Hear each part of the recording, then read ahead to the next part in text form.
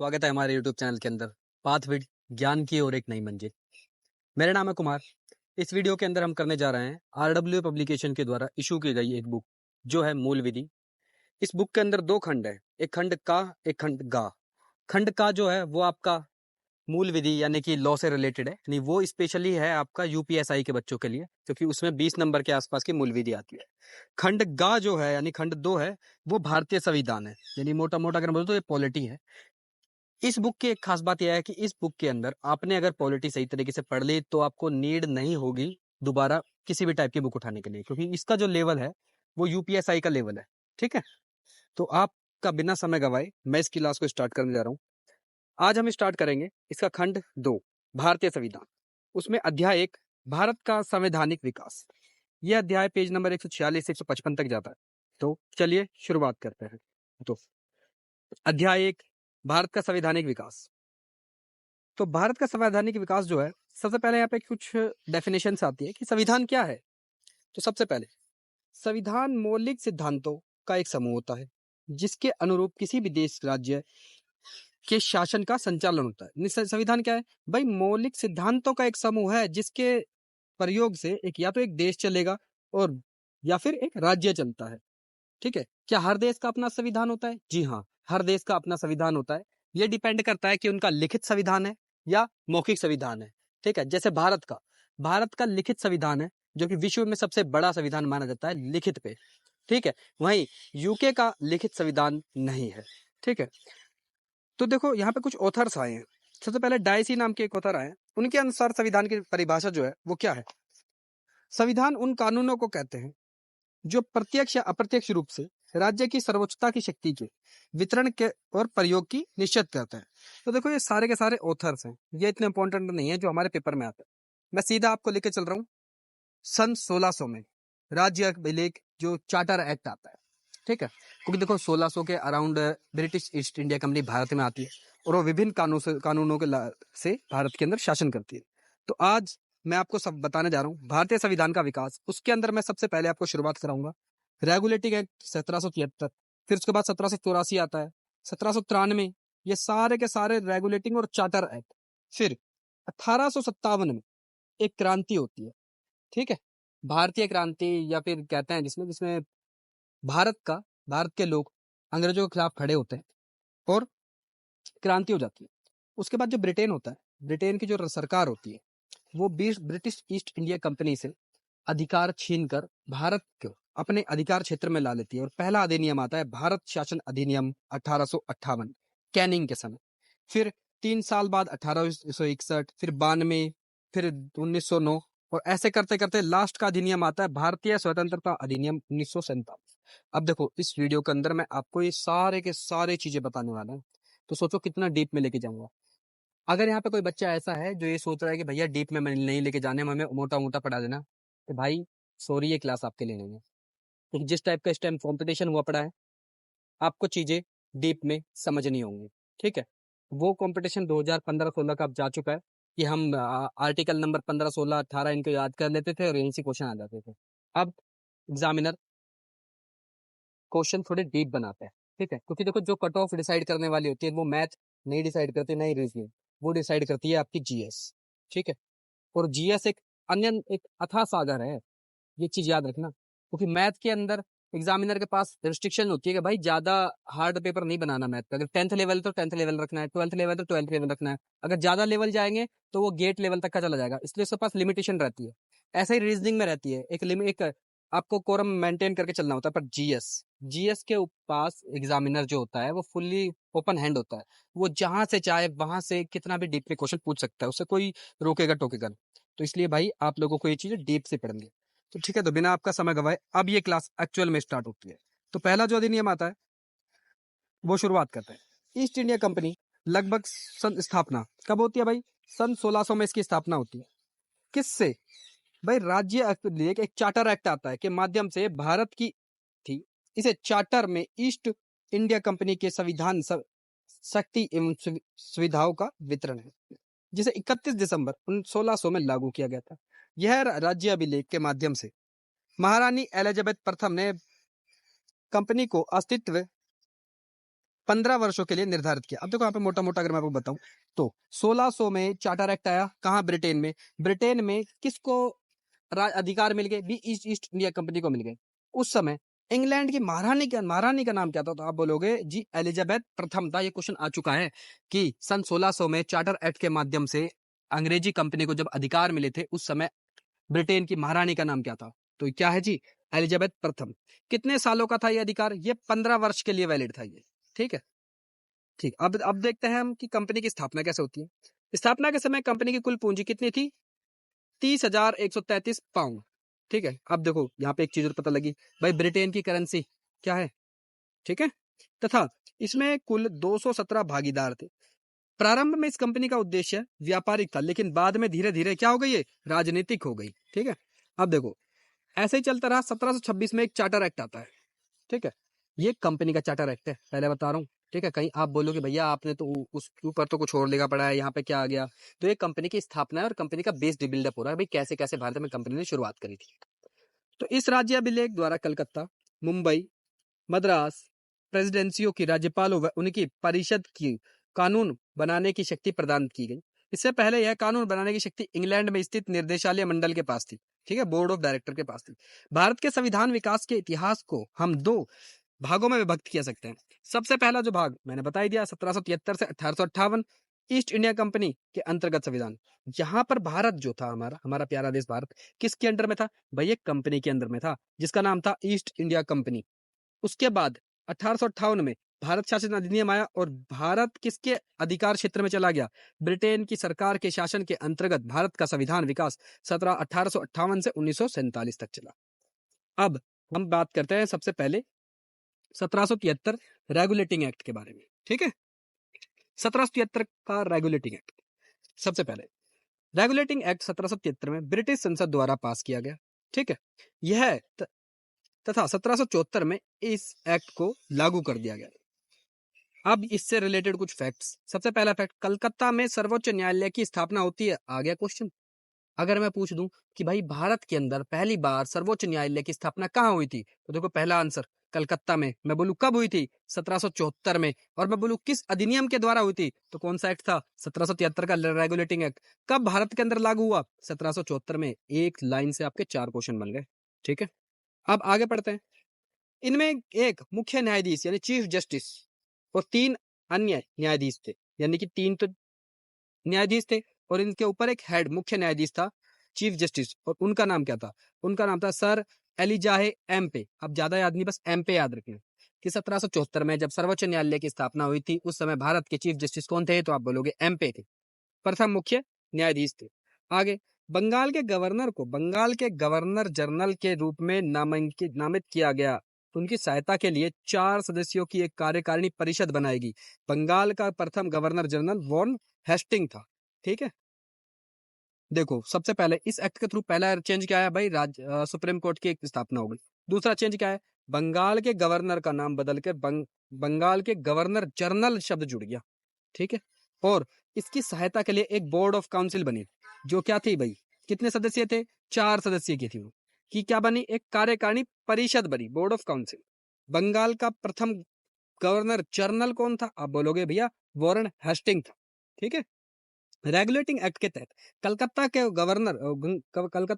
Governor को बंगाल, बिहार और उड़ीसा के लिए भी कानून बनाने का अधिकार दिया गया तथा मद्रास एवं मुंबई प्रेसिडेंसियों को कलकत्ता प्रेसिडेंसी के अधीन कर दिया गया। कंपनी के कर्मचारियों के निजी व्यापार एवं भारतीयों से रिश्वत व उपहार पर प्रतिबंध लगा दिया।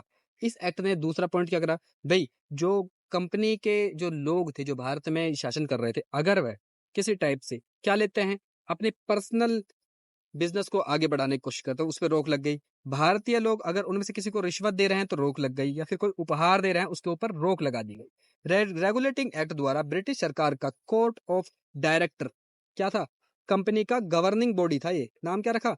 कोर्ट ऑफ डायरेक्टर के माध्यम से कंपनी का नियंत्रण सशक्त हो गया। सशक्त यानी स्ट्रिक्ट हो गया था।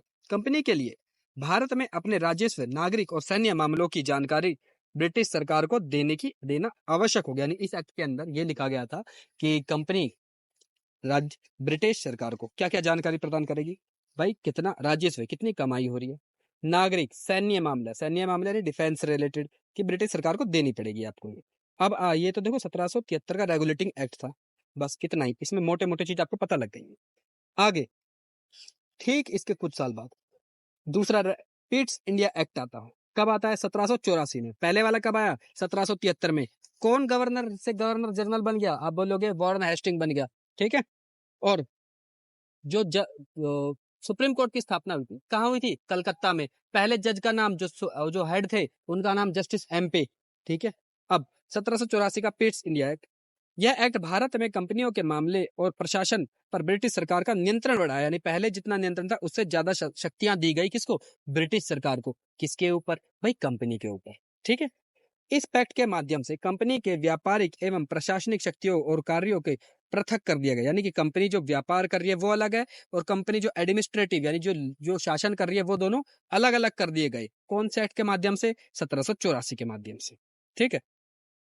इसके तहत व्यापारिक मामलों के लिए कोर्ट ऑफ डायरेक्टर अथवा राजनीतिक मामलों के लिए बोर्ड ऑफ कंट्रोल की स्थापना की गई। देखो अगर मैं बोलूं कोर्ट ऑफ डायरेक्टर कब बने? 1773 के रेगुलेटिंग एक्ट के अंदर, ठीक है। बोर्ड ऑफ डायरेक्टर का बोर्ड ऑफ कंट्रोल कब बना?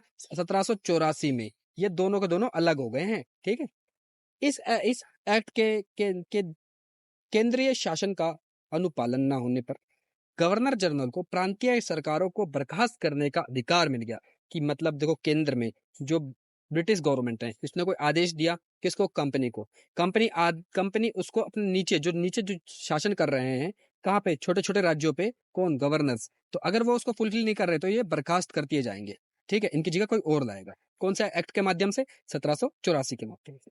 गवर्नर जनरल की परिषद की संख्या 4 से कम करके 3 कर दी और गवर्नर को परिषद का विशेष अधिकार दिया गया है। भारत में नियुक्त अंग्रेजी अधिकारियों के अवैध कार्यों पर मुकदमा चलाने के लिए इंग्लैंड में एक कोर्ट की स्थापना की गई, ठीक है। इस एक्ट द्वारा बंगाल के गवर्नर जनरल को देशी राजाओं से युद्ध या संधि करने के लिए कंपनी के डायरेक्टर से स्वीकृति लेना अनिवार्य कर दिया। देखो पहले क्या था कि जो बंगाल के गवर्नर जनरल थे उनका जब मन हुआ किसी भी राजा से लड़ाई कर ली, किसी भी राजा से संधि कर ली। बट इस अधिनियम के थ्रू अब उनको ये चीज करने के लिए क्या? डायरेक्टर से स्वीकृति लेनी, यानी उनसे परमिशन लेनी पड़ती थी, ठीक है। और ये क्या? अनिवार्य कर दिया। अनिवार्य का मतलब है कंपलसरी है, आपको करना ही पड़ेगा, आप अपनी मनमानी नहीं चला सकते। अब आगे चलते हैं। 1793 का चार्टर एक्ट आता है। देखो 1773 का मैंने बता दिया रेगुलेटिंग एक्ट, भाई वॉरेन हेस्टिंग के टाइम पे आया। गवर्नर को नाम ना हटा के गवर्नर जनरल रख दिया गया। जिस चीफ जस्टिस की स्थापना हुई 1774 में, पहले जस्टिस एमपे थे, सुप्रीम कोर्ट की स्थापना कर दी। 1784 में आपके बोर्ड ऑफ डायरेक्टर्स और बोर्ड ऑफ कंट्रोलर्स को अलग अलग कर दिया गया, ठीक है। कंपनी के मामलों को अलग अलग कर दिया कि व्यापारिक मामले अलग हैं और एडमिनिस्ट्रेटिव यानी प्रशासनिक मामले अलग हैं। अब आता है 1793। ब्रिटिश संसद के इस अधिनियम को British east India company charter act के रूप में जाना जाता है, ठीक है। अब आगे पढ़ते हैं इसके बारे में। इस अधिनियम द्वारा कंपनी के व्यापारिक अधिकारों को 20 वर्ष के लिए बढ़ा दिया गया। देखो जो शुरुआत में जो 15 वर्ष जब वो आई थी कंपनी तो 15 वर्ष के अधिकार थे, बट इस अधिनियम के द्वारा कंपनी को 20 वर्ष की एक्स्ट्रा छूट दे दी गई तथा नियंत्रण मंडल के सदस्यों को भारतीय राजस्व से वेतन देने की व्यवस्था की गई। गवर्नर और कमांडर इन चीफ को नियुक्त करने के लिए शाही मंजूरी आवश्यकता होती। कंपनी के वरिष्ठ अधिकारियों को बिना अनुमति के भारत छोड़ने से मना कर दिया गया। यदि वे बिना अनुमति के चले जाते हैं तो उन्हें इस्तीफा का संकेत माना जाएगा। ब्रिटिश भारतीय क्षेत्रों में लिखित कानूनों द्वारा प्रशासन के नींव रखी तथा सभी कानून व विनियमों की व्याख्या का अधिकार न्यायालय को प्रदान कर दिया गया। और यह अधिकार आज भी भारत के न्यायालय के पास है कि कानून का जो इंटरप्रिटेशन होगा वो कौन है? या फिर बोलूं कानून संविधान का मुखिया या फिर कहूं संविधान का बॉडीगार्ड, तो आप बोलोगे न्यायालय है, सुप्रीम कोर्ट ऑफ इंडिया, ठीक है। अब ठीक इसके 20 साल बाद 1813 में एक चार्टर एक्ट आता है। 1813 का चार्टर एक्ट क्या बोलता है जी? 1813 के चार्टर एक्ट द्वारा कंपनी के भारतीय व्यापार के एक अधिकार को समाप्त कर दिया गया, ठीक है। और उनका चीन के साथ चाय और अफीम के व्यापार का अधिकार चलता रहा। देखो यहाँ पे एक शब्द है एकाधिकार। एकाधिकार को इंग्लिश में कहते हैं मोनोपोली। मोनोपोली का मतलब है कि अगर मैं यहाँ पे बिजनेस हूँ तो आप मुझे ही सामान बेचो, ठीक है। कोई तीसरे को आप सामान नहीं बेच सकते, यह है मोनोपोली। अब जब देखो मेरे को ही आप सारा सामान बेचोगे तो मैं अपने हिसाब से रेट डिसाइड करूंगा। तो इस अधिकार को क्या कर दिया, समाप्त कर दिया गया था। बट इसमें एक एक्सेप्शन थी कि चीन के साथ किसका व्यापार होता था, चाय और अफीम के व्यापार का अधिकार चलता रहा। अभी चाय और अफीम का व्यापार क्या था भाई, देखो चीन में ये चीज बहुत फेमस थी, ठीक है। और ये चीज लेने के लिए भारत के जो ब्रिटिश ईस्ट इंडिया कंपनी है उसने उन्होंने चीन के लोगों में इस अफीम का बहुत ज्यादा नशे का फैलाव करना स्टार्ट कर दिया। और जैसे ही उनके समाज में नशा फैलने लगा वो अपने आप डिमांड करने गए और अपने आप एक बिजनेस होने लगा कि आप हमें चाय दो, हम आपको अफीम देंगे, ठीक है। इस एक्ट द्वारा भारतीयों की शिक्षा पर प्रतिवर्ष 1 लाख रुपए खर्च करने का उपबंध किया गया। अब देखो 1 लाख कब की बात हो रही है, ये 1813 की बात हो रही है, ठीक है। इस चार्टर एक्ट द्वारा पहली बार ईसाई मिशनरियों को भारत में धर्म प्रचार करने, ये बहुत महत्वपूर्ण है। अगर मैं पूछूं पूछूं कि आपसे भाई ईसाई मिशनरियों को धर्म प्रचार करने की अनुमति कौन से चार्टर एक्ट के माध्यम से मिलेगी, आप बोलोगे 1813 के माध्यम से। मैं बोलूंगा पहला बंगाल का गवर्नर कौन था, जनरल, फिर बोल रहा हूँ बंगाल का गवर्नर जनरल किस एक्ट से बना, 1773 से। 1774 में क्या बन गया, सुप्रीम कोर्ट बन गया। जज कौन था, एमपे थे, ठीक है। उसके बाद 1784 में व्यापार का केंद्र अलग कर दिया और प्रशासन का केंद्र अलग कर दिया कंपनी का, ठीक है। और बोर्ड ऑफ डायरेक्टर्स बनाए, ठीक है, और बोर्ड ऑफ कंट्रोल बनाए। गवर्नर को ज्यादा शक्ति दी गई। फिर 1793 के अंदर जो एक्ट आया उसके अंदर भी मैंने चीज बताई। 1813 के अंदर क्या लिखोगे भाई, धर्म प्रचार के लिए मिशनरी आने लगे भारत के अंदर। 1813 के चार्टर अधिनियम द्वारा ब्रिटिश व्यापारियों को एक सख्त लाइसेंस प्रणाली के तहत भारत में व्यापार करने की अनुमति दी गई।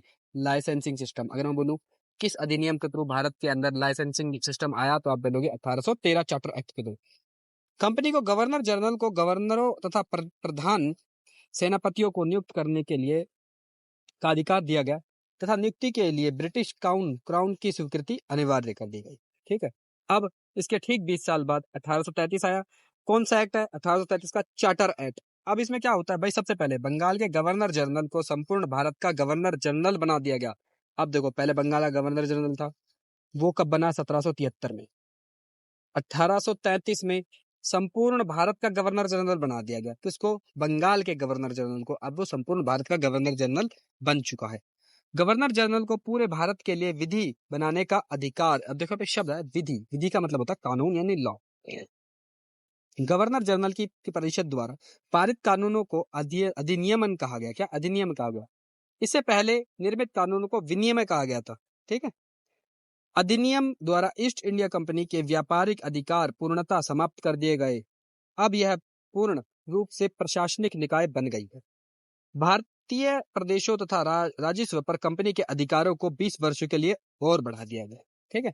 इस अधिनियम के तहत मद्रास बंबई प्रेसिडेंसी के गवर्नर जनरलों की विधायी शक्तियों को समाप्त कर दिया गया। विधायी का मतलब कानून बनाने की शक्तियों को समाप्त कर दिया गया, तो भाई भारत का गवर्नर जनरल बनाएगा वो तो कानून, ठीक है। इस एक्ट द्वारा भारत में दास प्रथा का समाप्त कर दिया गया। आगे पॉइंट, दास प्रथा का समापन कब हुआ, 1833 के अधिनियम एक्ट के द्वारा, चार्टर एक्ट 1833, ठीक है। उस समय पूछूं भाई उस समय कौन गवर्नर जनरल था, तो आप बोलोगे गवर्नर जनरल लॉर्ड एलन बरो के समय 1847 में दास प्रथा अनुमूलन एक्ट आया। 1833 में तो भाई खत्म किया, ठीक है। इससे रिलेटेड स्पेशल कानून कब लाए, 1843 में। 43 में कौन गवर्नर थे उस टाइम, भाई लॉर्ड एल बेनरो थे। तो उसने क्या कर दिया, दास प्रथा का उन्मूलन एक्ट ला दिया। यानी आप किसी को कंट्रोल, यानी किसी भी इंसान को अपने अधीन करके उससे काम नहीं निकलवा सकते। अगर आप उससे अपने अधीन रखते हैं तो उसे कुछ ना कुछ वेतन आपको देना पड़ेगा। पहले क्या होता था, बड़े बड़े लोग किसी भी लोगों को खरीद लेते थे। सुना कि भाई वो गुलाम बिक रहे हैं, लोगों को खरीद के अपना दास बना लेते थे और अपना काम करवाते थे और बिना किसी सैलरी पे वो उनके आजीवन काल के लिए दास हो जाते थे। इसके बारे में अगर और डीप पढ़ना है तो आप सर्च कर सकते हैं गूगल या यूट्यूब पे कि दास प्रथा अमेरिका में कैसे चल रही थी, तो आपको बहुत कुछ जानने को मिलेगा कि वहां स्थिति बहुत बुरी थी। विधायकों के संरक्षण के लिए गवर्नर जनरल को एक विधि आयोग की स्थापना प्रदान किया। 1834 में लॉर्ड मैकाले की अध्यक्षता में 4 संसदीय प्रथम विधि आयोग का गठन हुआ। अगर बोलो पहला लॉ कमीशन कब आया, 1834 में। 1833 में कौन सा एक्ट आया था, पिट्स इंडिया एक्ट आया था। पिट्स इंडिया एक्ट आया था जी नहीं, कौन सा आया था, चार्टर एक्ट आया था। फिर इसके 20 साल बाद 1833 से हम चलते हैं 1853 पे, चार्टर एक्ट आता है दोबारा।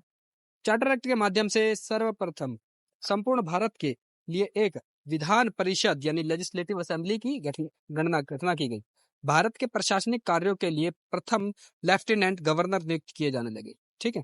भारतीय सिविल सेवा परीक्षा भारतीय लोगों के लिए खोल दी गई।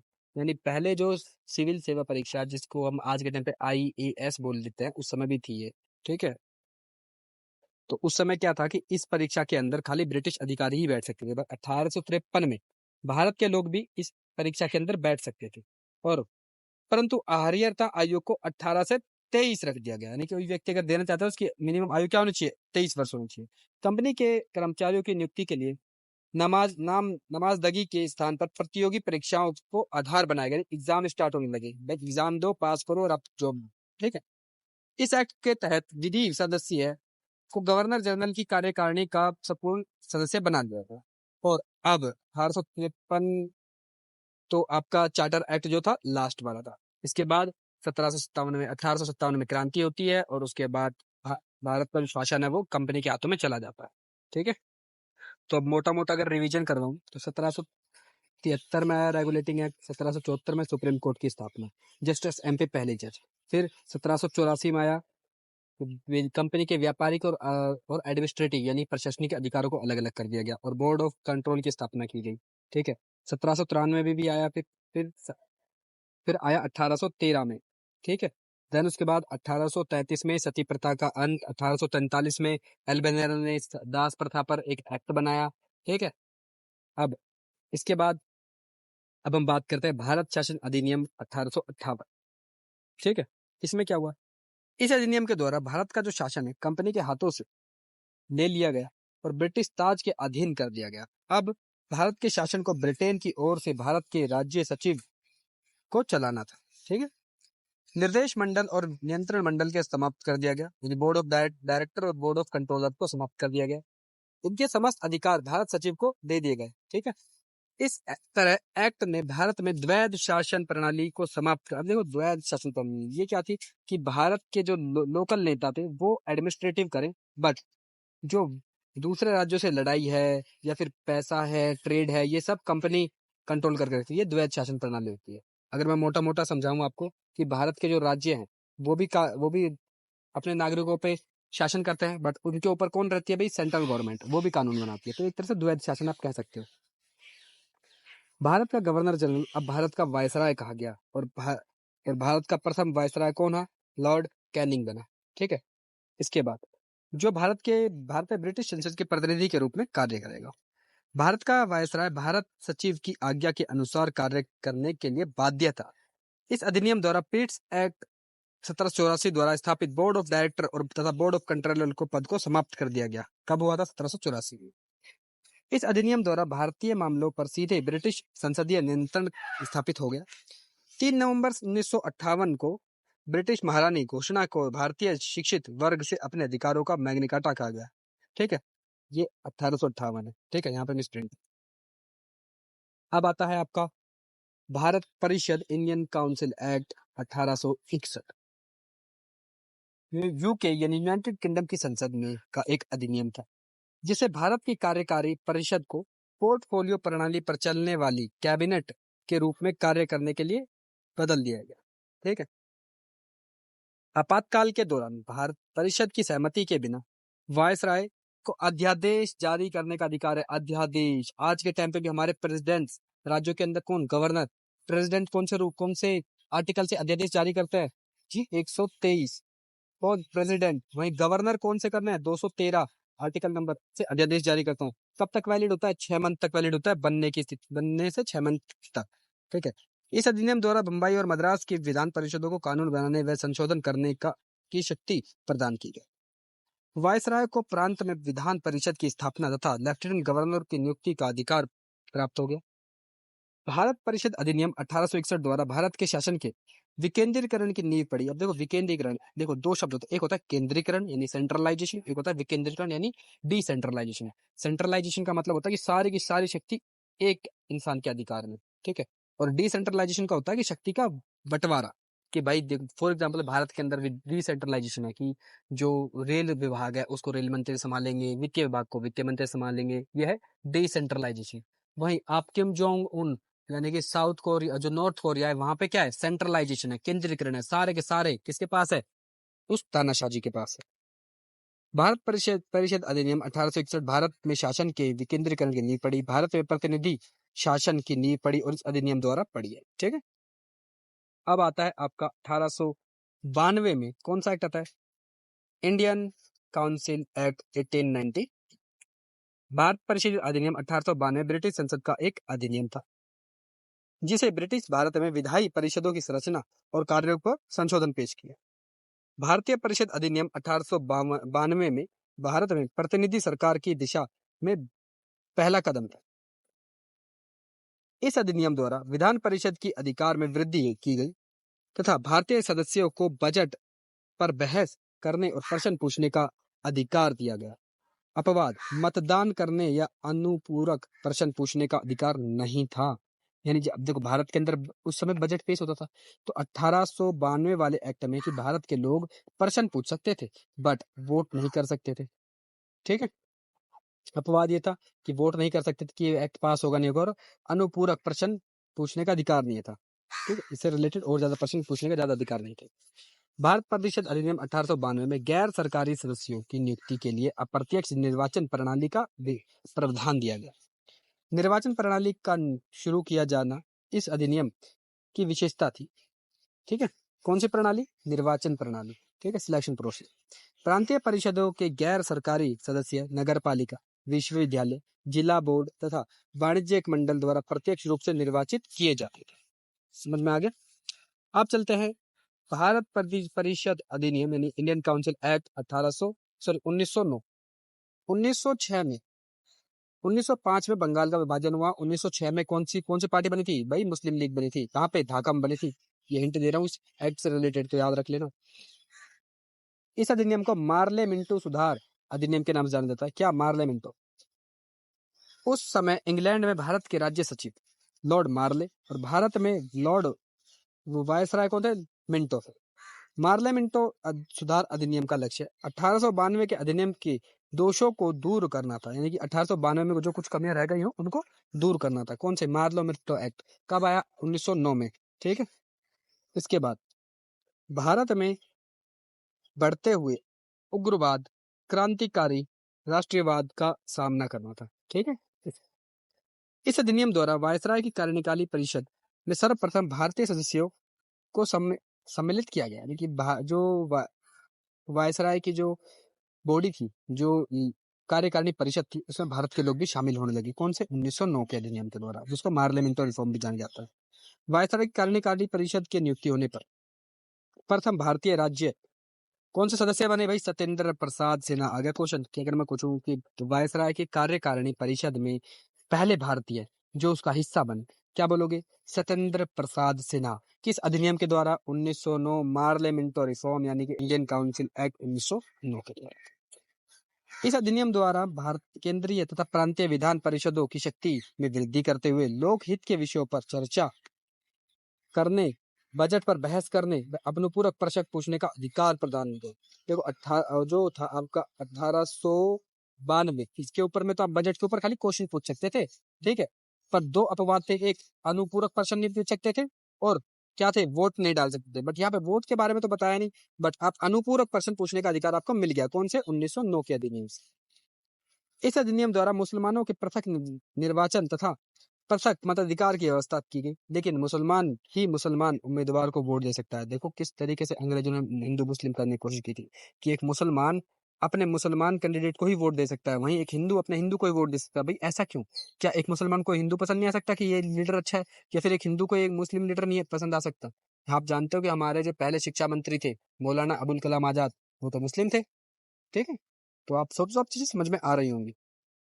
भारत के सांप्रदायिक निर्वाचन प्रणाली का जनक कौन थे, लॉर्ड मिंटो। ये इंपॉर्टेंट है, सांप्रदायिक प्रणाली का निर्वाचक कौन है, लॉर्ड मिंटो।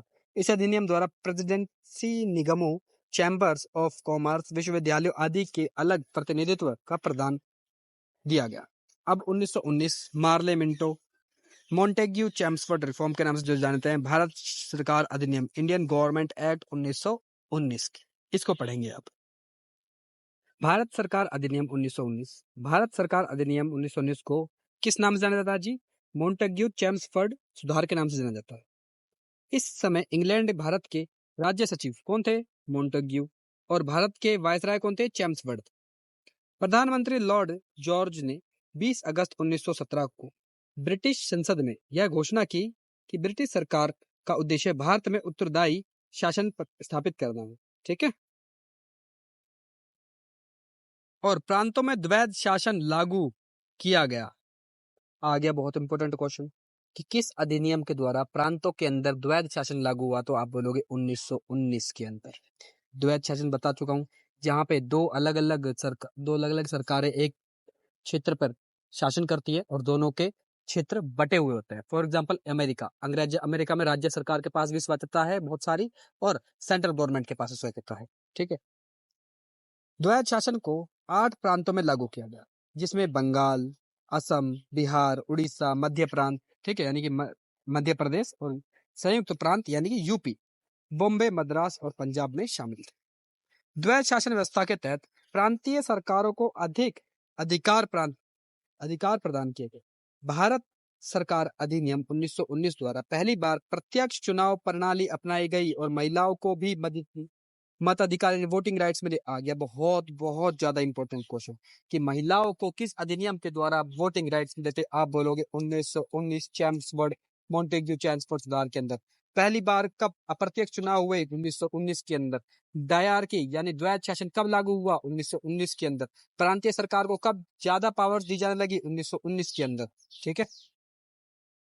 सांप्रदायिक आधार पर निर्वाचन प्रणाली का विस्तार करते हुए सिखों, ईसाइयों और आंग्ल भारतीयों तथा यूरोपियों पर भी लागू कर दिया गया।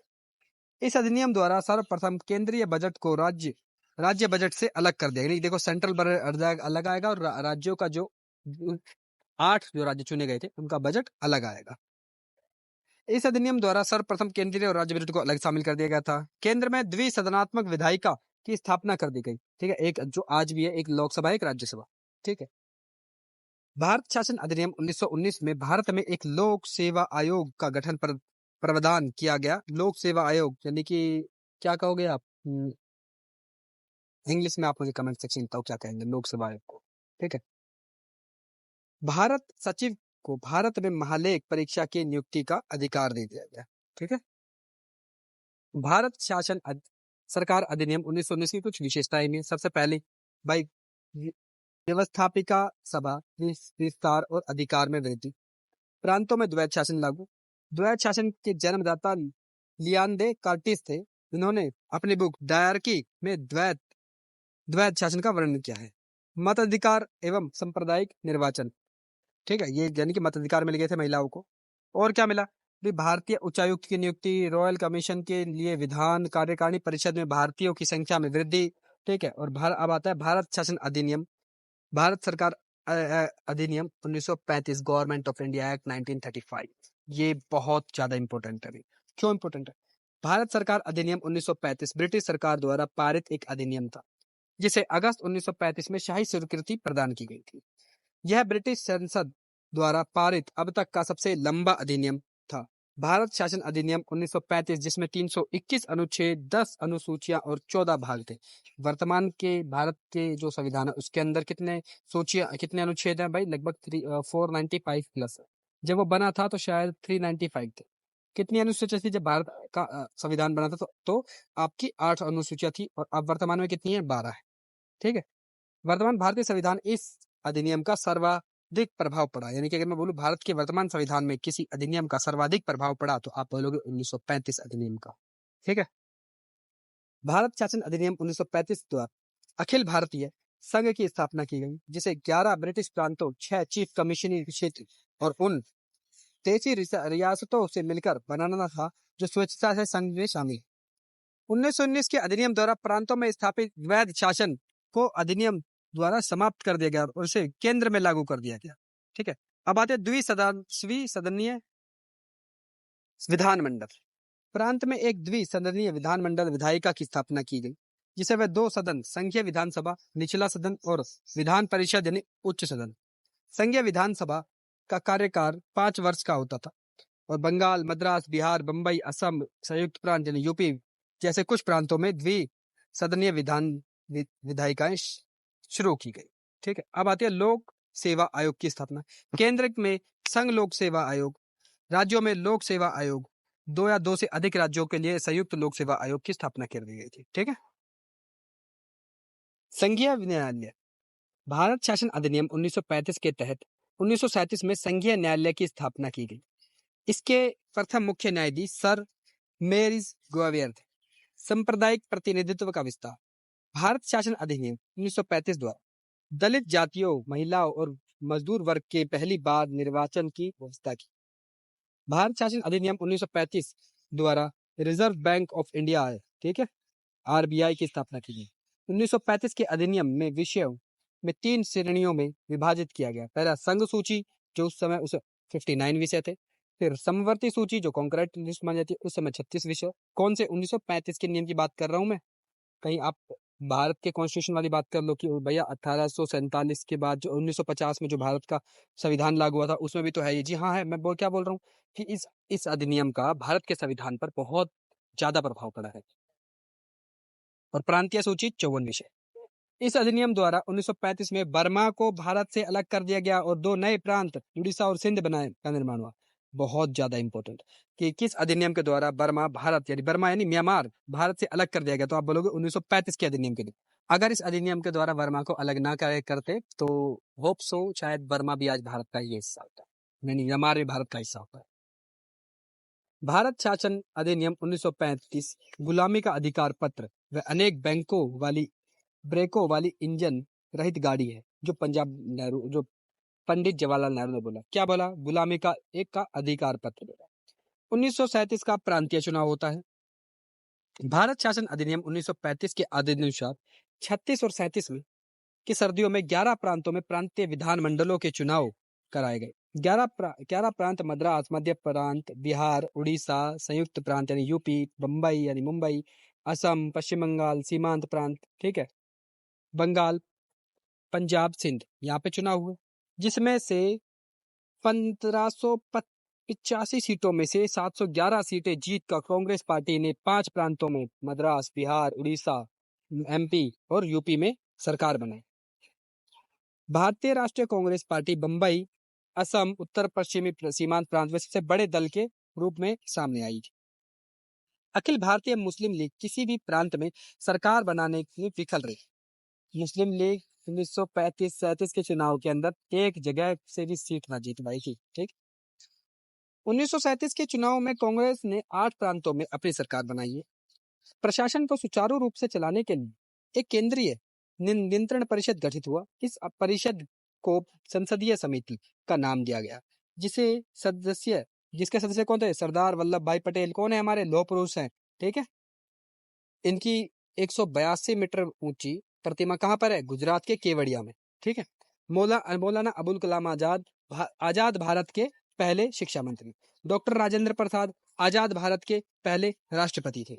अब इस प्रांतों में कुछ मुख्य प्रधानमंत्री कहा जाता था। ठीक है, प्रांतों के मुख्य क्या कहा जाता था? मद्रास में सी राजगोपालाचारी, कांग्रेस दल। बिहार में श्री कृष्ण, मुंबई में जेबी खेर, मध्य प्रदेश में बी के खेर, बाद में रविशंकर शुक्ल। यूपी में गोविंद बल्लभ पंत। कौन? गोविंद बल्लभ पंत। ये यूपी के पहले सीएम भी बनते हैं आगे चल के। जो पहले सीएम बनते हैं आजाद भारत के, यानी 1947 के बाद के। उड़ीसा बी एन दास, सिंध गुलाम हुसैन, यस।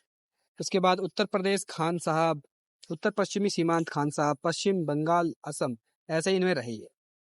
लगभग 28 माह तक शासन रहने के बाद अक्टूबर 1939 में कांग्रेस मित्रमंडल ने 8 प्रांतों में 2 कारणों से सामूहिक त्याग पत्र दे दिए। भारतीय लोगों को निर्वाचन प्रतिनिधि से परामर्श किए बिना भारत के द्वितीय विश्व युद्ध में युद्ध रहित घोषित करने का वायसराय लॉर्ड लेनेथगो की कार्रवाई के विरोध में। देखो सिंपल से क्या था, 1939 में वर्ल्ड वॉर स्टार्ट हो गई। भारत जब उसका हिस्सा भी नहीं था, फ्री में भारत को उसके अंदर डाल दिया गया। तो इसके विरोध में 2 प्रांतों में स्वेच्छा से क्या दे दिए? त्याग पत्र दे दिए थे 2 प्रांतों की सरकारों ने। अब कांग्रेस के युद्ध के उद्देश्य की घोषणा तथा युद्धोपरांत भारत की स्वतंत्रता की मांग की अपेक्षा की गई। ठीक है, क्या की गई कि भाई भारत के लोग को युद्ध समाप्त होने के बाद भारत के लोगों को आजादी दे देंगे, बट ऐसा कुछ नहीं हुआ था। ठीक है, हमने आजादी लड़कर जीती है।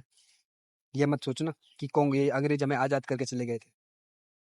गवर्नर जनरल लॉर्ड लिनिथगो ने कांग्रेस की दोनों मांगों को स्वीकार कर लिया। 22 अक्टूबर 1939 को सभी कांग्रेस मंत्रिमंडलों को अपना इस्तीफा देने के लिए बुलाया गया। वायसराय लिनिथगो द्वारा तथा मोहम्मद अली जिन्ना दोनों इस्तीफा से प्रसन्न थे। ठीक है, अल जिन्ना और लिनिथगो प्रसन्न थे कि भाई सही है, कांग्रेस सरकार चली गई है। ठीक है, कांग्रेस मंत्रिमंडल के त्याग पत्र दिए जाने के पश्चात मुस्लिम लीग ने 22 अक्टूबर 1939 को मुक्ति दिवस आ गया। मुस्लिम लीग ने मुक्ति दिवस कब मनाया? आप बोलोगे 22 दिसंबर 1939 को। क्यों? कांग्रेस के सभी प्रांतों में सबने इस्तीफा दे दिया था। इसमें उनका साथ डॉक्टर भीमराव अंबेडकर ने भी दिया। ठीक है, क्रिप्स मिशन को देखते हैं कि सबसे पहले ये जो मिशन है ये कब आया था। ये आपका 1942 में आता है। ठीक है, ब्रिटिश सरकार ने भारतीयों का समर्थन द्वितीय विश्व युद्ध में पाने के लिए मार्च 1942 में सर स्टोफर्ड क्रिप्स की अध्यक्षता में एक कमेटी भेजी जिसका नाम क्रिप्स मिशन रह गया। अब देखो यहाँ पे पहला पॉइंट क्या बन गया कि भाई जो क्रिप्स मिशन था इसकी अध्यक्षता कौन कर रहा था? वो थे स्टोफर्ड क्रिप्स कर रहे थे। कब आया? 1942 में आया। किसका मेन रीजन क्या था भाई? वर्ल्ड वॉर 2 के अंदर भारत के जो सेनाएं थी उनको शामिल करने के लिए और भारत के लोगों को दोबारा बल बनाने के लिए कि भाई आप दोबारा ब्रिटिश आर्मी में शामिल हो जाओ और ब्रिटिश की तरफ से लड़ो। इवन वर्ल्ड वॉर 2 में भारत का कोई लेना देना नहीं था, बट फिर भी हमें घसीटा गया। क्यों? क्योंकि हम ब्रिटिशर्स के अधीन थे और उन्होंने हमारे लोगों को जबरदस्ती इस वॉर के अंदर डाला। आगे देखते हैं। तत्कालीन ब्रिटिश प्रधानमंत्री विंस्टन चर्चिल ने यह युद्ध मंत्रिमंडल के सदस्य सर स्टोफर्ड क्रिप्स को भारतीय नेताओं से बातचीत करने हेतु 23 मार्च 1942 को भेजा। देखो ये मेन मोटिव कब भेजा? 1942 में आया था जी। क्रिप्स मिशन के साथ कांग्रेस के अधिकारी का वार्ता पंडित जवाहरलाल नेहरू तथा मौलाना अबुल कलाम आजाद ने की। ठीक है, यानी कि वार्ताकार यानी वार्तालाप यानी जो मीटिंग हुई क्रिप्स मिशन के साथ वो मोटे मोटे किन दो नेताओं के साथ हुई भाई? सबसे पहले पंडित जवाहरलाल नेहरू थे और हमारे पहले शिक्षा मंत्री पंडित मौलाना अबुल कलाम आजाद। ठीक है, आप मुझे कमेंट सेक्शन में ये बताओ कि भाई पंडित मौलाना अबुल कलाम आजाद को क्या भारत रत्न मिला है? इफ यस तो कब मिला है? ठीक है, देखो मैं वीडियो के अंदर बीच में बहुत सारे क्वेश्चन पुट कर दिया करूंगा, तो आप एक पेज लेके बैठा करो कि उन क्वेश्चनों को लिख लो और उसके बाद उसका आंसर निकाल लो। ठीक है, ज्यादा आउटपुट निकलेगा इससे अच्छा। क्रिप्स को यह भी आदेश था कि वह न केवल बहुसंख्यक हिंदुओं से ही आवश्यक सहमति प्राप्त करे बल्कि सबसे अधिक संख्या वाली अल्पसंख्यक जाति मुसलमानों से भी सहमति प्राप्त करे। यानी देखो मोटा मोटा क्रिप्स मिशन के मोटिव क्या था? पहले तो बहुसंख्यक जो हिंदू जाति थी उनसे सहमति ले ले, यानी उनकी सहायता उनको अपने अंडर में ले। और दूसरी क्या थी कि भाई जाति दूसरी जो अल्पसंख्यक थी उस समय मुसलमान, उन लोगों से भी बात करे। ठीक है, क्रिप्स ने भारत आते ही अपना प्रस्ताव 25 मार्च को भारतीय नेताओं के सामने रखा। वह 29 मार्च को जनता के सामने रखा गया। अब देखो इन्होंने क्या क्या शर्तें दी थी भाई? युद्ध समाप्ति के बाद नए संविधान की रचना के लिए निर्वाचित संविधान निमंत्रणीय सभा का गठन किया जाएगा। सभी देशी रियासतों को भारत संघ में शामिल होकर या ना होकर औपनिवेशिक शासन का अधिकार रहेगा। ये क्रिप्स ने हमें बोला था कि भाई देखो आप जब हम युद्ध जीत जाएंगे, युद्ध समाप्ति हो जाएगी तो भारत को क्या निर्वाचित संविधान निर्मात्री का सभा गठन कर दिया जाएगा और जो देशी रियासतें थी, जो प्रिंसली स्टेट थी, या तो वो संघ में मिल जाएंगी या फिर वो इंडिपेंडेंट भी रह सकती हैं। ठीक है, भारत को पूर्ण स्वतंत्र का दर्जा नहीं दिया इन्होंने, एक स्टेट का दिया, डोमिनियन स्टेट का दर्जा। एक भारतीय संघ की स्थापना का अधिकार प्राप्त होगा। यहाँ पर एक शब्द है डोमिनियन स्टेट। देखो डोमिनियन स्टेट वो होता है जिसकी खुद की सरकार होगी, खुद के लोग होंगे, खुद की जमीन होगी, बट 100% सोवरन यानी आजादी नहीं होती। डोमिनियन स्टेट के पास ये अधिकार नहीं होते कि विदेशी मामलों, विदेशियों से होने वाले कोई युद्ध, विदेशी मामलों में बातचीत, ये अधिकार उसके पास नहीं होते। उसके पास आंतरिक अधिकार होते हैं। ठीक है, कि जैसे अभी भारत, अगर भारत चाहे तो किसी भी देश की सरकार से बातचीत कर सकता है किसी भी टॉपिक के लिए। जैसे फॉर एग्जांपल रशिया से हमने अभी हाल ही में S-400 खरीदा। हम सोवरन, रशियन भी सोवरन। क्या ब्रिटेन आया? नहीं आया। बट अगर हमारे पास डोमिनियन स्टेट होता तो हमें ब्रिटिश गवर्नमेंट से पूछना पड़ता कि क्या हम ले लें। वो एक तरह से ज्यादा अथॉरिटी होती। तो ये होता है डोमिनियन स्टेट। ब्रिटिश भारत के प्रतिनिधियों के सामने ही जनसंख्या के अनुपात से देशी राज्य द्वारा विधानसभा के सदस्यों की नियुक्ति की जाएगी। ठीक है, नए संविधान के निर्माण तक भारत की रक्षा का दायित्व ब्रिटिश सरकार का। ओ भाई देखो कितनी बड़ी बात बोल दी। कि भाई ब्रिटिश सरकार का होगा। अरे यार एक बात बताओ, पॉइंट ऑफ व्यू लेके आप, भारत क्या उस टाइम इतना छोटा था कि कोई भी कौन युद्ध करेगा भाई उस समय 1947 के बीच में भारत से? चाइना अपने अलग मुद्दों में फंसा हुआ था, पाकिस्तान तो भारत के अंदर ही था ही, ईरान के अंदर अलग सीन चल रहे थे, अफगानिस्तान आपके यूएसएसआर के अंडर में था।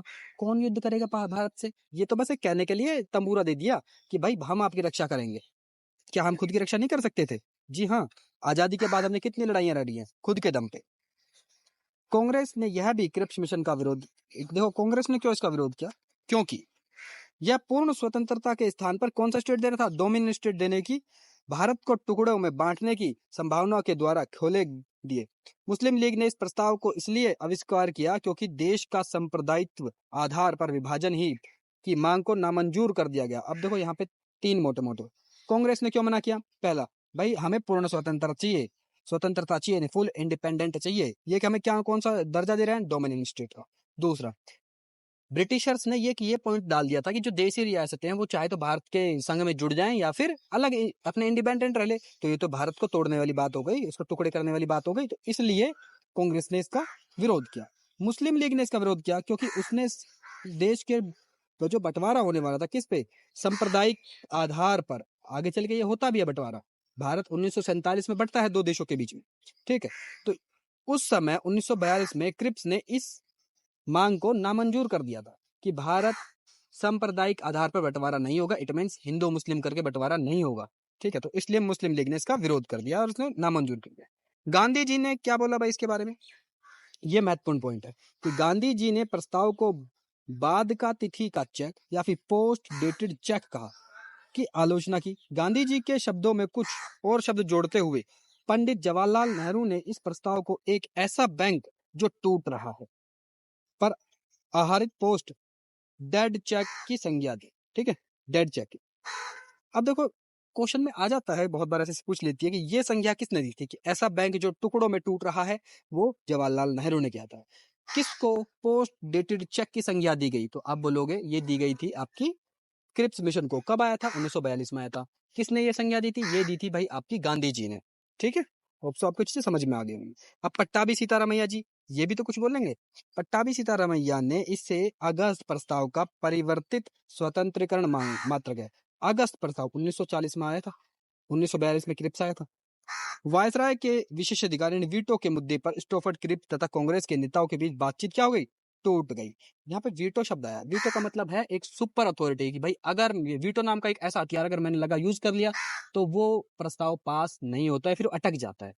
वर्तमान में आप यूनाइटेड नेशन के अंदर, काउंसिल के अंदर देख चुके होंगे, यहाँ पे वीटो का यूज होता है। 5 देशों के पास वीटो पावर है। किसके पास है? France, Britain, Russia, China, America, ठीक है। ये देश अगर कोई प्रस्ताव यूनाइटेड नेशन में आता है और इसे वीटो कर देते हैं तो वो प्रस्ताव पारित नहीं होता। तो इस वीटो के लिए तो ऐसा ही कुछ सिस्टम था उस समय वायसराय के पास। पर क्रिप्स से जब बात की थी इस वीटो वाले सिस्टम को बंद किया जाए तो वहां पर उन्होंने नहीं माने, तो इसलिए कांग्रेस और क्रिप्स के बीच में बातचीत टूट गई थी।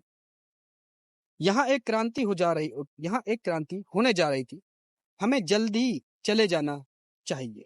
ये कथन था किसका? स्टोफर्ड क्रिप्स ने कहा था। ये बहुत इंपॉर्टेंट कथन था, बट हमारी टेक्स्ट बुक के अंदर ये चीज पढ़ाई नहीं जाती। अब आते हैं 1945, वेवल योजना आती है, वेवल प्लान आता है। यह योजना 1945 में प्रस्तुत की गई। यूरोप में विश्व युद्ध की समाप्ति के बाद तत्कालीन भारतीय वायसराय लॉर्ड वेवल भारत में व्यापक गतिरोध के दूर करने के लिए 1945 में इंग्लैंड गए। वहां पर वेवल ने ब्रिटिश प्रधानमंत्री चर्चिल एवं भारतीय मंत्री एमरी से भारत के बारे में चर्चा करते 14 जून 1945 को भारत वापस आकर भारतीयों के सामने वेवल योजना रखी। अभी वेवल प्लान क्या था भाई? सुनो। सबसे पहले वायसराय की कार्यकारिणी परिषद का पुनर्गठन किया जाएगा तथा इसमें सभी दलों को प्रतिनिधित्व किया जाएगा, ठीक है। सीमांत कबायली मामलों को छोड़कर विदेशी मामले भी परिषद के भारतीय संघ के पास होंगे। यहाँ पे सीमांत और कबायली, यहाँ सीमांत का मतलब है भारत का जो क्षेत्रफल है, वो जो क्षेत्रफल है डिफेंस, वो विदेश के पास, वो ब्रिटेन के पास रहेगा, बाकी सब भारत के लोगों के पास आ जाएगा।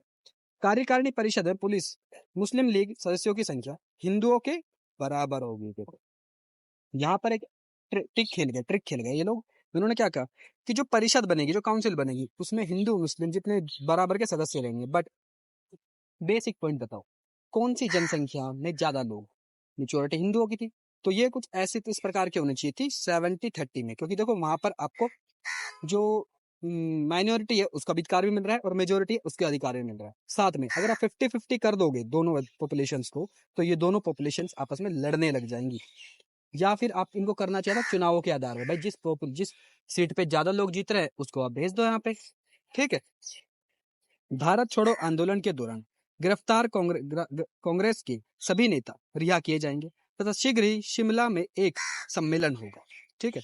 गवर्नर जनरल के वीटो को समाप्त नहीं किया गया, किंतु उसका अनावश्यक प्रयोग नहीं होगा। देखो ये कह देने से क्या वो वीटो यूज नहीं करेगा, क्या करेंगे जी वो वीटो यूज, ठीक है। आगे चल के शिमला सम्मेलन होता है जी। शिमला सम्मेलन में क्या हुआ?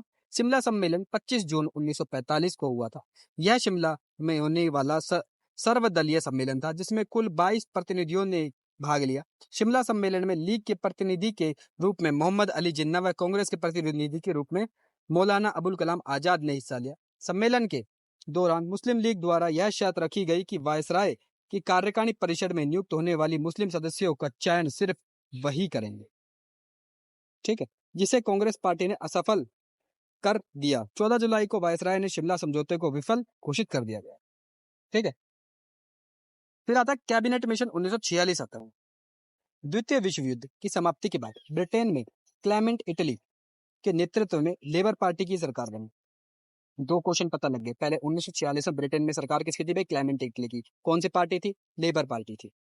19 फरवरी 1946 को ब्रिटिश प्रधानमंत्री इटली ने भारत की समस्या के हल के लिए एक 3 सदस्यीय उच्च स्तर संसदीय दल यानी कैबिनेट मिशन भेजने का निर्णय लिया, जिसके सदस्य, देखो अगर मैं से ट्रिक बताऊं तो आप बस ये याद कर लेना कि जब आप स्कूल में थे तो एक पेपर होता था पीएसए, प्रॉब्लम सॉल्व असेसमेंट का पेपर, पीएसए का पेपर, ठीक है।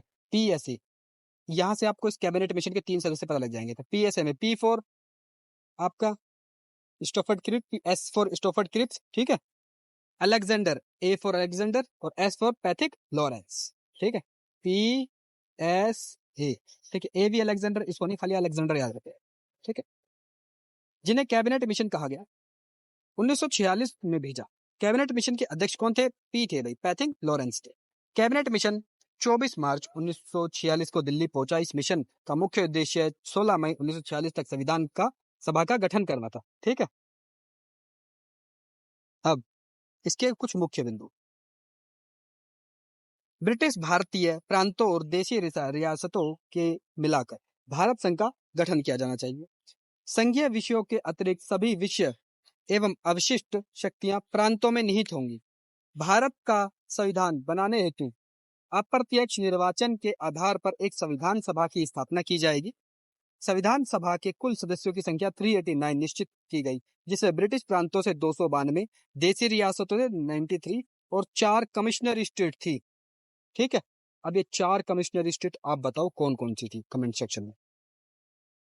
संविधान सभा का निर्वाचन प्रांत की विधानसभाओं के सदस्य तथा प्रांत की जनसंख्या के अनुपात के आधार पर अनुपातिक प्रतिनिधित्व के आधार पर किया जाएगा। सामान्य 10 लाख की जनसंख्या पर एक प्रतिनिधि संविधान सभा के लिए चुना जाएगा। अब आती है प्रांतीय विधानमंडल का 3 भागों में विभाजन। सबसे पहले भाग के ए स्टेट या का स्टेट आता है, जैसे मुंबई, मद्रास, मध्य प्रांत यानी एमपी, संयुक्त प्रांत यानी यूपी, बिहार, उड़ीसा, हिंदू बहुसंख्यक प्रांत शामिल थे। प्रांत खा के अंदर आते हैं उत्तर प्रदेश पर सीमांत प्रांत एवं सिंध के मुस्लिम बहुल क्षेत्र। फिर गा के अंदर आता है असम, बंगाल, मुस्लिम बहुसंख्यक प्रांत। हैदराबाद एकमात्र ऐसी रियासत थी जिसके प्रतिनिधित्व संविधान सभा में सम्मिलित नहीं हुए थे। अब आती है अंतरिम सरकार 1946 की बात करता है। इसका गठन कब होता है जी? तो अंतरिम सरकार 1946, इसका जो गठन होता है वो होगा आपका 24 अगस्त 1946 को। प्रथम आंतरिक राष्ट्रीय सरकार की घोषणा की गई। 2 सितंबर 1946 को निर्वाचित संविधान सभा ने पंडित नेहरू के नेतृत्व में भारत के अंतरिम सरकार का गठन किया। 15 अगस्त 1947 तक अस्तित्व में बनी रही, जिसका अध्यक्ष गवर्नर जनरल लॉर्ड वेवेल का तथा उपाध्यक्ष कौन थे? पंडित जवाहरलाल नेहरू थे। 13 सदस्य थे। भारत में ब्रिटिशरों के आने के बाद यह प्रथम अवसर था जब भारत की सरकार भारतीयों के हाथ में थी, ठीक है। भारत में मुस्लिम लीग अंतरिम सरकार में शामिल नहीं हुए, परंतु लॉर्ड वेवल के प्रयास से 26 अक्टूबर 1946 को मुस्लिम लीग को अंतरिम सरकार में शामिल कर लिया गया था। अब अंतरिम सरकार जो 1946 के टाइम पे थी, उस टाइम कौन कौन अध्यक्ष थे? सबसे पहले जवाहरलाल नेहरू, ठीक है, ये क्या थे? उपाध्यक्ष थे। वायसराय वेवेल, ये अध्यक्ष थे। वल्लभ भाई पटेल, ये हमारे गृह मंत्री, सूचना प्रसारण मंत्री थे। बलदेव सिंह, रक्षा मंत्री। राजेंद्र प्रसाद, खादी कृषि मंत्री, ठीक है। सी राजगोपालाचारी, श्रम मंत्री। लियाकत अली खान, वित्त मंत्री। असफ अली, रेलवे मंत्री। इसी प्रकार ये सब मंत्रियां थी। ये 1946 की है, पहले बता रहा हूँ। आप ये इसका एग्जाम्पल कुछ और से ऐड ऑन मत कर लेना। आजाद भारत की जो सरकार बनती है, उसमें कुछ मंत्रियों के पद चेंज हुए थे, ठीक है। ये 1946 की था, उस टाइम हम गुलाम थे, तो आप कंफ्यूज मत हो जाना। माउंट बैटन योजना आती है 3 जून 1947 को। इसमें क्या था भाई? भारत के अंतरिम गवर्नर जनरल, ठीक है। अब अंतिम गवर्नर जनरल कौन थे? माउंट बैटन थे, ठीक है। 3 जून 1947 को अंग्रेजों से देश की आजादी के लिए एक योजना जारी की, जिसे माउंट बैटन योजना से जाना जाता है, जिसे आजादी की आखिरी योजना के रूप में जाना जाता है, ठीक है। कौन सी योजना? आजादी की आखिरी योजना। 20 फरवरी 1947 को ब्रिटिश प्रधानमंत्री क्लेमेंट एटली ने हाउस ऑफ कॉमन्स में यह घोषणा करी कि ब्रिटिश सरकार 30 जून 1948 तक भारतीयों को सत्ता सौंप देगी। कब? 20 फरवरी 1947 को यह घोषणा की थी। प्रधानमंत्री क्लेमेंट एटली ने लॉर्ड वेवेल के स्थान पर माउंट बेटन को भारत का वायसराय बना दिया। 22 मार्च 1947 को लॉर्ड माउंटबेटन भारत के 34वें अंतिम वायसराय बनकर भारत आए और भारत को यथाशीघ्र स्वतंत्रता देने का आश्वासन दिया। अब माउंटबेटन योजना के कुछ मुख्य बिंदु। सबसे पहला बिंदु, भारत को 2 अलग-अलग हिस्सों में बांटकर 2 देश बनाए जाएंगे।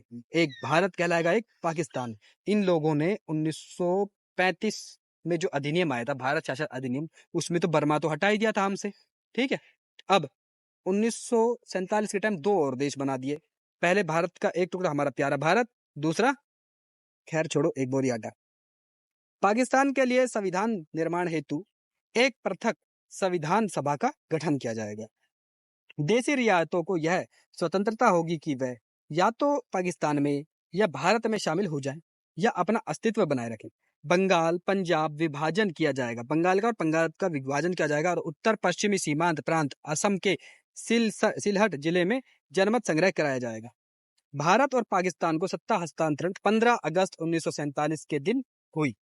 भारतीय स्वतंत्रता अधिनियम 1947, इसमें क्या हुआ भाई? सबसे ये आखिरी है इस अधिनियम का, जिसके बाद हम आजाद हो जाएंगे।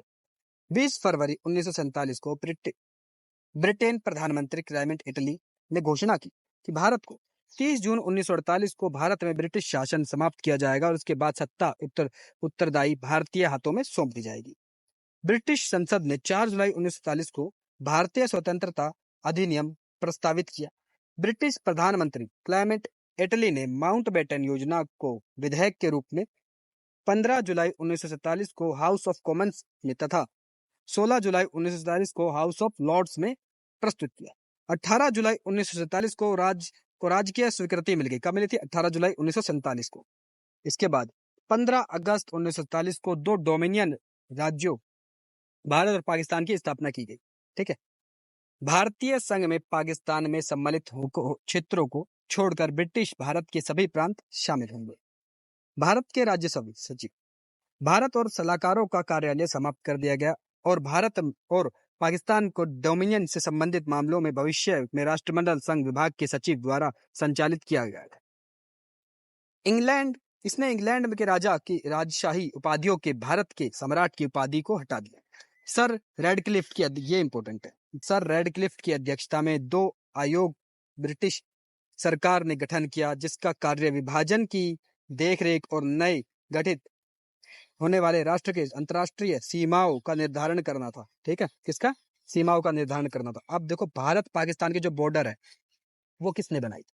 वो बनाई थी आपकी, मार्क की थी रेडक्लिफ ने, सर रेडक्लिफ ने मार्क की थी, ठीक है। स्वतंत्रता के समय भारत में 565 छोटी बड़ी रियासतें थी। अब स्वतंत्रता पश्चात गठित अंतरिम सरकार, ये महत्वपूर्ण है, ये सबसे ज्यादा इंपॉर्टेंट है, ठीक है, कि स्वतंत्रता के बाद भारत की जो अंतरिम सरकार बनेगी, ठीक है, स्वतंत्रता के बाद भारत की जो अंतरिम सरकार बनी, उसमें किस इंसान को क्या पद दिए गए? सबसे पहले प्रधानमंत्री किसके पास गए भाई? प्रधानमंत्री थे अपने जवाहरलाल नेहरू, प्रधानमंत्री राष्ट्रमंडल तथा विदेशी मामलों के वैज्ञानिक शोध सर वल्लभ भाई पटेल, ये हमारे थे गृह होम मिनिस्टर और आईटी मिनिस्ट्री इनके पास थी। ये सब के सब आप एक कॉपी में लिख लेना, ये सबसे ज्यादा इंपॉर्टेंट है क्योंकि हर किसी शिफ्ट में क्वेश्चन पूछ लिए जाते हैं। राजेंद्र प्रसाद जो थे हमारे खाद्य एवं कृषि, जगजीवन राम श्रम, बी आर अम्बेडकर विधि यानी कानून मंत्री या लॉ मिनिस्टर थे, ये इंपॉर्टेंट है, इसे लिख लेना। फिर रक्षा जो शिक्षा थी आपकी मौलाना अबुल कलाम आजाद, ये एक मुस्लिम थे, फिर भी हमने अपना शिक्षा मंत्री बनाया। इसी से ही आप इमेजिन कर सकते हो कि भारत ने कभी भी किसी के साथ भेदभाव नहीं किया, भारत में सबके लोग सब बराबर हैं। ठीक है। जॉन मथाई इंपॉर्टेंट है जी, रेल मंत्री थे। ठीक है। शेट्टी साहब वित्त मंत्री थे। सरदार बलदेव सिंह, देखो रक्षा करने के लिए क्या चाहिए, बल, तो सरदार बलदेव सिंह रक्षा मंत्री हो। स्वास्थ्य कौन थे, स्वास्थ्य कब रहोगे जब आप क्या पी लोगे, अमृत, ये राजकुमारी अमृत कौर थी आपकी। ठीक है। और कॉमर्स मिनिस्ट्री कौन थे, भाभा, CH भाभा। संचार मंत्री रफी अहमद की दवाई, और उद्योग और आपूर्ति मंत्री श्याम प्रसाद मुखर्जी, और कार्य खनन एवं ऊर्जा मंत्री NV गडगिल। ठीक है। सबको चीजें समझ में आ गई होंगी। स्वतंत्रता अधिनियम का परिवर्तन 14-15 अगस्त 1940 की मध्य रात्रि को भारत में ब्रिटिश शासन का अंत हो गया। समस्त शक्तियां दो नए स्वतंत्र डोमिनियन स्टेट तथा भारत के एवं पाकिस्तान को स्थानांतरित कर दी गई। लॉर्ड माउंटबेटन ने नए डोमिनियन भारत के प्रथम गवर्नर जनरल बने। लॉर्ड माउंटबेटन ने जवाहरलाल नेहरू को भारत के प्रथम प्रधानमंत्री की शपथ दिलाई। 1946 में बनी संविधान सभा को स्वतंत्रता भारत की संसद के रूप में स्वीकार किया गया। संविधान सभा एक विधायिका बन गई। जब भी सभा की बैठक संविधान सभा के रूप में होती तो इसकी अध्यक्षता डॉक्टर राजेंद्र प्रसाद करते। यदि सभा की बैठक विधायिका के रूप में होती तो इसकी अध्यक्षता GV मालवंकर करते। ठीक है। और अब ये चैप्टर पूरा खत्म हो गया आपका, और अब आता है आपके परीक्षा उपयोगी महत्वपूर्ण प्रश्न। इसमें 20 से 30 जितने प्रश्न है वो सब के सब मैं आपको इसी क्लास के अंदर करा दूंगा। हाँ, तो अब हम वो क्वेश्चन करते हैं। सबसे पहले आता है प्रश्न नंबर 1। भारत में ईस्ट इंडिया कंपनी के व्यापार एकाधिकार को समाप्त करने के लिए अधिनियम का गठन किया गया था।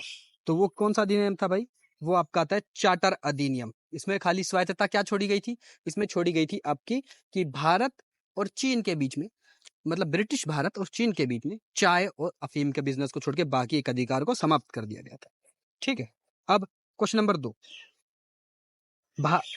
निम्नलिखित में से किस अधिनियम को मोंटेग्यू चेम्सफोर्ड सुधार के रूप में जाना गया?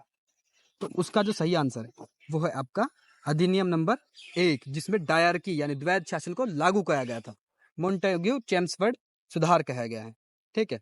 इसके बाद क्वेश्चन नंबर 3, 1909 को भारतीय परिषद अधिनियम को किस रूप में जाना जाता है?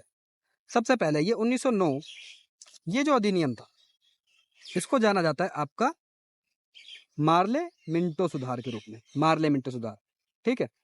इसी समय आपके धर्म के आधार पर सांप्रदायिक एक प्रणाली डालने की कोशिश कर रहे थे ये लोग, जिसमें भारत जो मुस्लिम लोग हैं वो मुस्लिम को ही वोट दे सकते हैं, हिंदू को ही वोट सकते हैं, ये बांटने की कोशिश की गई थी। ठीक है। इसे सांप्रदायिक प्रणाली ऐसा कुछ एक नाम दिया गया था, वो ध्यान से उतर गया। इससे कुछ साल पहले 1905 में बंगाल का विभाजन हुआ था। 1906 में मुस्लिम लीग बन गई थी। ठीक है। ये सब मैंने बता ही दिया आपको शुरुआत में। क्वेश्चन नंबर 4, 1857 के महान विद्रोह के दौरान भारत के गवर्नर जनरल कौन थे? भाई इस टाइम गवर्नर जनरल कौन थे? वो थे आपके 1857 के महान विद्रोह के विदरात जो गवर्नर जनरल बनते हैं वो बनते आपके लॉर्ड कैनिंग। इससे पहले कौन थे? डलहौजी थे। ठीक है। और पहले जो कैनिंग थे ये 1858 में गवर्नमेंट ऑफ इंडिया एक्ट आता है तो ये गवर्नर जनरल ना बन के वायसराय बन जाते हैं। ठीक है। पहले वायसराय बनेंगे। क्वेश्चन नंबर 5, निर्देशक तत्व 1935 के भारत शासन अधिनियम में उल्लेखित डैश में मिलते हैं। ठीक है। क्या? निदेशक तत्व आपको कहाँ मिलेंगे? यह मिलेंगे आपके निर्देशों के संविधान में। ठीक है। कहा? निर्देशों के साधन, सॉरी मैंने गलत पढ़ दिया, मैंने संविधान पढ़ दिया, पर ये निर्देशों के साधन है। ठीक है। ब्रिटिश ईस्ट इंडिया कंपनी द्वारा विधवा पुनर्विवाह अधिनियम किस वर्ष पारित किया गया? तो ये कब पारित किया था? ऑप्शन देखो, ए 1829, 1853, 1856 या 1858 में। तो ये पारित किया गया था आपका 1856 लॉर्ड डलहौजी के समय के। ठीक है। भारत सरकार अधिनियम 1919 के प्रावधानों के बारे में निम्नलिखित में से कौन सा कथन सही है? तो इसमें कौन सा कथन सही है? क्या ये सही है कि भारत पहली बार विकेंद्रीकरण प्रदान किया गया? जी नहीं, गलत है ये। क्या ये सही है कि पहली बार सांप्रदायिक प्रतिनिधित्व प्रदान किया गया? जी नहीं। क्या डी, इससे भारत में पहली बार सचिव सिविल सेवाओं की शुरुआत हुई? जी नहीं, इसमें ये भी सही नहीं है। इसमें सही ये है कि भारत में पहली बार द्विसदनीय यानी डायरकी की शुरुआत कर दी गई थी। ठीक है। इसके बाद चलते हैं क्वेश्चन नंबर 8 के ऊपर। क्वेश्चन नंबर 8 जो है वो कुछ इस प्रकार है कि 1909 के भारत सरकार अधिनियम के पारित होने के समय राज्य सचिव कौन थे? तो जी ये कौन थे आपके? ये थे आपके मोंटेग्यू। कौन थे? मोंटेग्यू। तभी से मोंटेग्यू चेम्सफोर्ड रिफॉर्म कहा गया था। ठीक है। Question number 9। क्वेश्चन नंबर 9 है वो कुछ इस प्रकार है कि ब्रिटिश संसद के किस अधिनियम ने ईस्ट इंडिया कंपनी की शक्तियों को ब्रिटिश क्राउन को स्थानांतरित कर दिया था? ये उसी टाइम होता है जब 1857 में क्रांति हुई। उसके बाद ब्रिटेन की जो संसद है वहां से एक एक्ट पारित हुआ और ये कहा गया कि भारत के अंदर जो कंपनी का शासन है वो खत्म करके अब वो ब्रिटिश क्राउन के अंदर आ गया है और वो अधिनियम था 1858 भारत सरकार अधिनियम। ठीक है। Question number 10। क्वेश्चन नंबर 10 जो है ये है कि पहला वायसराय कौन था? ये वही थे जब 1858 में एक्ट आया, एक साल पहले क्रांति हुई। उस टाइम जनरल कौन थे? कैनिंग थे। तो कैनिंग ही तो पहले वायसराय बनेंगे। अंतिम जनरल भी कैनिंग ही थे। पहले वायसराय कैनिंग है। 1857 की क्रांति में कौन जनरल थे? कैनिंग थे। इससे पहले कौन थे? डलहौजी थे। ठीक है। भारत का पहला वायसराय कौन था? ठीक है। क्वेश्चन नंबर 10, भारत का पहला वायसराय तो वही कैनिंग थे। ब्रिटिश संसद के किस अधिनियम ने सिविल सेविकाओं को चयन और भर्ती के लिए एक खुली प्रणाली शुरू की? प्रतियोगिता प्रणाली यानी एग्जाम होने लगे। तो ये कौन सा अधिनियम था? ये था आपका चार्टर एक्ट 1853 था। कौन सा? चार्टर एक्ट 1853 में हुआ था ये। पार्लियामेंट सुधार कब आए थे? ये 1909 में आए थे। 1906 में क्या हुआ था जी? मुस्लिम लीग की शुरुआत हुई थी। 1919 में क्या हुआ था जी? आपके मोंटेग्यू चेम्सफोर्ड सुधार आते हैं। 1907 में क्या हुआ था जी? आपके कांग्रेस नरम दल और गरम दल में बट गई थी। भारत में अंग्रेजी शिक्षा के मैग्ना कार्टा के रूप में किसे जाना जाता है? तो ये थे आपके वुड पैच आयोग। ठीक है। वुड पैच आयोग को कहा जाता है। ठीक है, भूलना नहीं। क्वेश्चन नंबर 14, निम्नलिखित में से किसने ब्रिटिश और भारतीय न्यायाधीशों के बीच समानता लाने की कोशिश की? मतलब कौन सा बिल था वो जी? इल्बर्ट बिल था। कौन सा? इल्बर्ट बिल था। ठीक है, जिसने ये डाला कि अंग्रेजियों के ऊपर अगर कोई केस चल रहा है तो उसकी सुनवाई भारतीय जज जो उस समय भारत के अंदर हैं वो भी कर सकते हैं। Ilbert bill. क्वेश्चन नंबर 15, भारतीय स्वतंत्रता अधिनियम 1947 के संदर्भ में निम्नलिखित में से कौन वक्तव्य सही है? तो 15 में कौन सा सही है जी? एक यूनाइटेड किंगडम की संसद का एक अधिनियम, यही सही है, पहला ही सही है। इसके बाद क्वेश्चन नंबर 16, डैश ने पहली बार देश के में प्रत्यक्ष चुनाव की शुरुआत की। इसके द्वारा कुछ सीमित लोगों को उनकी संपत्ति कर अथवा भिक्षा के आधार पर मताधिकार दिया गया। कौन सा अधिनियम था जी? वही मोंटेग्यू चेम्सफोर्ड रिफॉर्म आते हैं जिसको इस नाम से जाना जाता है। वो कौन सा था? भारत सरकार अधिनियम 1919 था। क्वेश्चन नंबर 17, क्वेश्चन नंबर 17 जो है वो कुछ इस प्रकार है कि ब्रिटिश ईस्ट इंडिया कंपनी के परिसमापन और ब्रिटिश क्राउन को उसके कार्यों के हस्तांतरण के लिए कौन सा अधिनियम लाया गया? तो वो लाया गया था भारत सरकार अधिनियम 1858, जहां कंपनी का अधिकार खत्म हो गया और भारत किसके अंडर में चला गया? ब्रिटिशर्स की गवर्नमेंट के अंडर। जब भारत सरकार अधिनियम 1935 अधिनियमित किया गया था तब भारत का गवर्नर जनरल कौन था? तो भाई इस टाइम भारत का जो गवर्नर जनरल थे वो थे विलिंगटन। कौन थे? विलिंगटन थे आपके। ठीक है। अब इसके बाद अगला जो क्वेश्चन है, लास्ट के 2 ही क्वेश्चन बाकी हैं अब तो।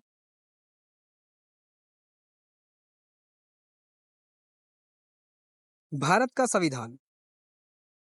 संविधान सभा द्वारा प्रारूपित किया गया 16 मई 1946 को कैबिनेट मिशन प्लान के अंतर्गत इसके कार्यान्वित किया गया। संविधान सभा के सदस्यों का चयन प्रादेशिक असेंबलियों द्वारा अनुपातिक प्रतिनिधित्व प्रणाली में के एकल हस्तांतरणीय मत द्वारा किया गया था। उस समय संविधान सभा के सदस्यों की कुल संख्या क्या थी? देखो पूरा मोटा मोटा क्वेश्चन यह है कि भारत के उस समय संविधान सभा के सदस्यों की कुल संख्या क्या थी जी? 389 थी। 389 में से कैसे डिवाइड था? 292 आपके प्रांत हो गए, 93 आपकी देसी रियासतें हो गई और कमिश्नरी स्टेट थे आपके 4, जिस समय एक बता रहा हूं कुर्ग था। ठीक है, बलोचिस्तान 2 आप बता दो अब। ठीक है, और इस क्लास का अंतिम प्रश्न वो है ये, निम्नलिखित में से भारत के लिए यूनाइटेड किंगडम कैबिनेट मिशन 1946 के सदस्य कौन थे? तो ये थे आपके कौन? पीएसए। कौन था जी? पीएसए। पी से पैथिंग लॉरेंस, एस से स्टोफर्ड क्रिप्स और ए से अलेक्जेंडर। तो ये कहाँ मिलते हैं? ये तीनों ही थे। ठीक है, यहाँ पर मैंने आपको ये चैप्टर खत्म करा दिया है। ठीक है, और होप सो आपको क्लास पसंद आई होगी। आपसे लाइक करिए, शेयर करिए, सब्सक्राइब करिए। नेक्स्ट क्लास के अंदर मैं आपका अध्याय नंबर 2 करा दूंगा। ठीक है, और कोशिश करूंगा कि नेक्स्ट क्लास में 2 अध्याय करा दूं। और मैं कोशिश करूंगा कि जो ओवरऑल ये जो मैं प्लेलिस्ट चलाऊंगा मैक्सिमम 20 क्लास के अंदर पूरी पॉलिटी खत्म करा दूं इस किताब की। ठीक है, अगर कोई सजेशन है किसी बच्चे के तो आप प्लीज कमेंट सेक्शन में डालिए, उन्हें हम जरूर कंसिडर करेंगे। Thank you so much.